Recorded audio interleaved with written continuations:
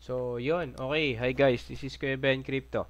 So, quick update lang tayo sa sa market. So, ano nang nangyari sa market? So, within a day, parang nag-console lang siya eh. So, anong nangyari? Nagkaroon lang ng consolidation. So, after nung fluctuate kaninang umaga, so biglang nag-dump, 'di ba? So, bumaba yung market. So, after that, nag-console siya. Tapos ngayon, ang nakita natin dito na confirmation na possible na mangyari is bumaba pa yung market. For me, so this is uh, 4 hour per value gap.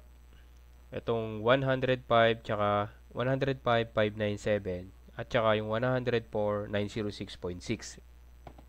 So kung mapapansin nyo dito, nagkaroon ng rejection na.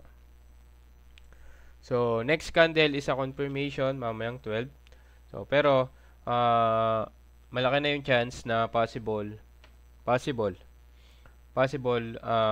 rejected to. So, for me, ang possible talaga ang kunin niya dito is itong per value gap sa ilalim. Itong 102. 102,252.8. So, ito yung per value gap natin sa 1 day time frame. So, ito yan. So, ito yung per value gap natin dito. So, ito yung possible niyang balikan. Itong 102. So, ngayon, kung hindi niya babalikan to, possible, i-break niya yung 4R. Ayun kasi yung possible na mangyari. Dalawa yung magiging scenario natin. Either, i-reject niya to, di ba, or babasagin. So, kung mapapansin nyo, sa 4R time frame, rejected na siya. So, ang possible, kunin niya yung 102. Pero kung babasagin niya itong 4 hour time frame na to, possible, balikan niya na si 110. So, ayun yung yung possible na mangyari. So, yung dalawang yon.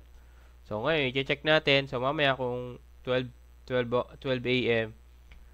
Still pababa yung market. So, ayun yung possible na mangyari. Possible kunin niya to. So, possible kunin niya tong 102. So, that's for BTC. So, kung mapapansin nyo, pare-pares naman ang galaw eh. Si BTC, ETH, and XRP, tsaka Solana. So, pare-pares sila ng galaw. So, kung mapapansin nyo, for ETH, same lang din.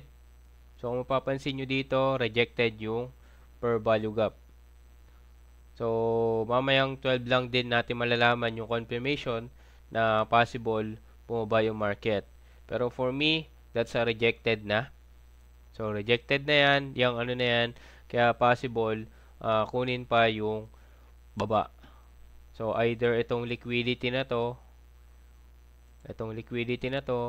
or ito, sa baba. So, yan. Either itong 2,439.27 or itong 2389.48. So, ayan yung possible. So, kung babasagin niya yan, baka kunin niya tong per value gap. Yung 1 day per value gap natin na 2314.62. So, ngayon, kung babasagin niya to, kung ito magtutuloy yung momentum pataas, ang possible na basagin niya itong 26115.53. So, ayan yung possible na basagin niya. Ngayon, kung babasagin niya yan, meron pa rin tayong per value gap dito sa 4R. So, ito.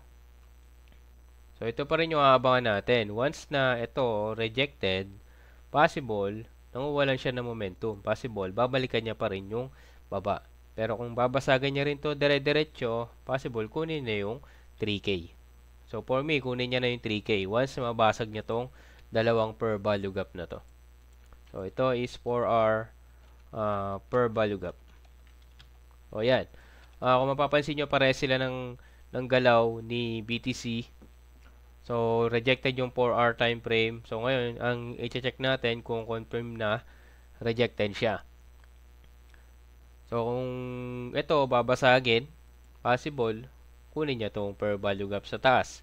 Pero kung ito, pati ito babasagin niya, possible, kunin niya na yung 3K. So, ayun na yung magdire-diretso na yung momentum niyan for sure. So, that's for ETH. So, ngayon, kay XRP, kung mapapansin nyo, same scenario. So, same scenario, approaching to rejection. So, possible magkaroon ng rejection dito. So, possible magkaroon ng rejection dyan. So, check natin kung talagang rejected to. So, kung babasagin niya to, so marami pa tayong per value gap na pwedeng kunin dito sa 4-hour time frame. Pero kung titingnan natin din sa 1-day time frame, so, ang market is, so, dito sa 1-day, market is approaching to break yung per value gap. So, kung ito mag-e-end ng nasa baba na, possible break na to. So, possible magtuloy-tuloy yung momentum pababa.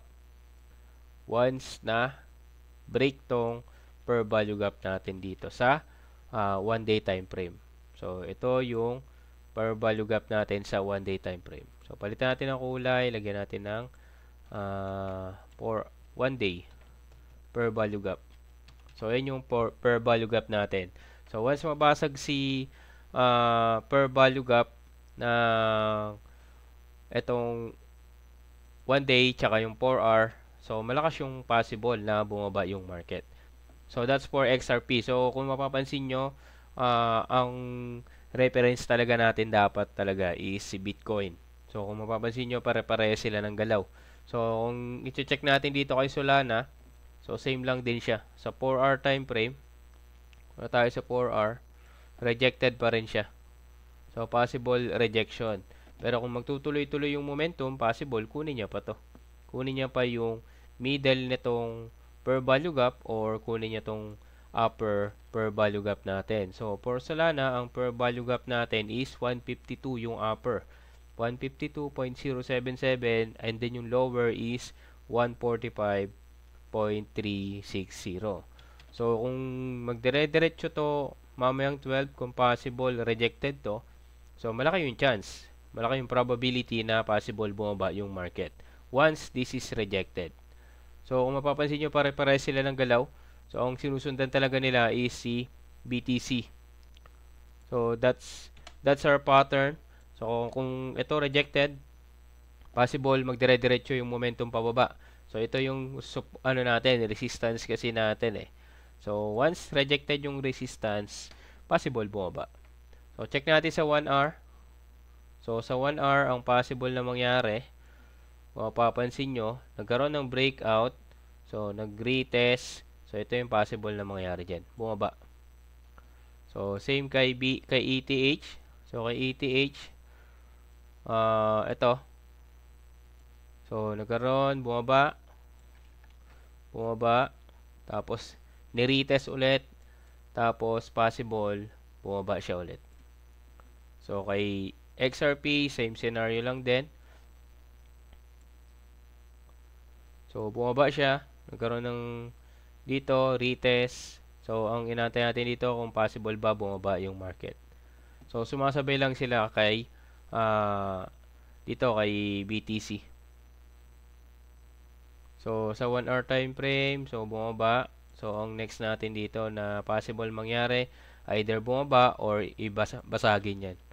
So, that's possible na mangyari sa market. So, ngayon, meron tayong news kanina, di ba? Yung sa inflation. So, yung prelim UOM, consumer settlement, tsaka yung prelim UOM inflation expectation. So, ngayon, kung mapapansin nyo, ang previous sa consumer settlement is 52.2. And then, ang lumabas is 60.5.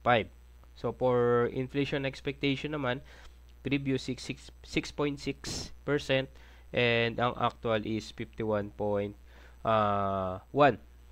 So, ngayon, ano yung effect nito sa crypto market? So, positive consumer settlement. So, good for risk-on asset tulad ng crypto nga. So, mas maganda siya yung result niya. So, mas tiwala na yung mga tao, mas willing sila mag-invest or mag-trade. So, sa lower inflation naman, so, possible na hindi magtaas ng interest yung Federal Reserve. So, magandang balita to para sa market, di ba? Kasi lower rates is equal to mas murang umutang is equal to mas murang capital papasok na sa risk asset. So kapag bumaba yung inflation, so nawawala yung fear na magtaas ng rate yung Fed.